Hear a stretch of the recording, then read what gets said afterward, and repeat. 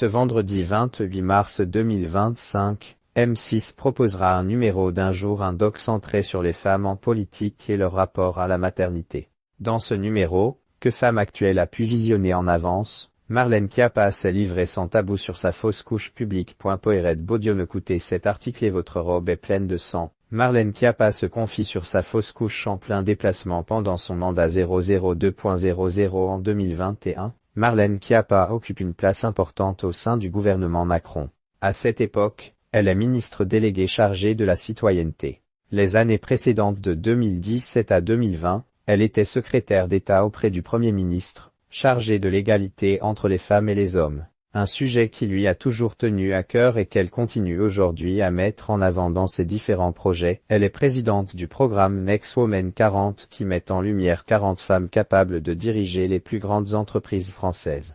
Ce vendredi 28 mars 2025, elle sera mise à l'honneur aux côtés d'autres femmes influentes dans la politique française pour évoquer la gestion de son métier avec la maternité. Être mère et faire carrière en politique, est-ce possible ?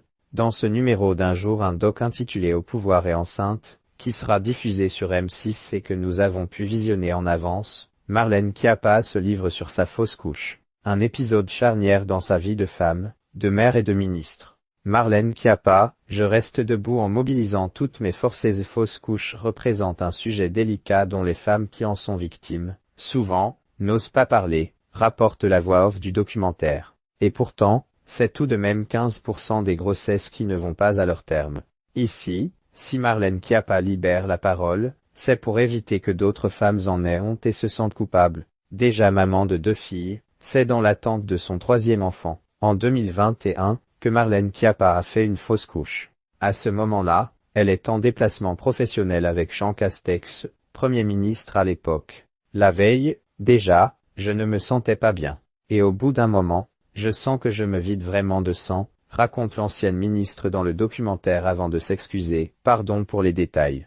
Même si elle s'en était rendue compte, c'est un des hommes de la sécurité qui lui a confirmé « Votre robe est pleine de sang », mais alors en pleine conférence de presse, Marlène Schiappa n'ose pas s'éclipser. « Je ne peux pas partir et je reste debout pendant 1 heure en mobilisant toutes mes forces pour ne pas tomber pas dans les pommes », explique-t-elle. « Parce que je ne veux pas, je n'ose pas. Je pense que je n'ai pas le droit de partir. » À la fin de l'événement et après un malaise, elle est transportée à l'hôpital. À la suite de certains examens, j'apprends que je suis en train de faire une fausse couche, témoigne-t-elle encore. À cet instant, il n'y a qu'une seule question qui ronge la femme politique. Est-ce que c'est parce que j'ai trop travaillé? Et d'ajouter, le sourire aux lèvres, je lui ai demandé au médecin, NDLR, si c'était de ma faute et elle m'a dit non.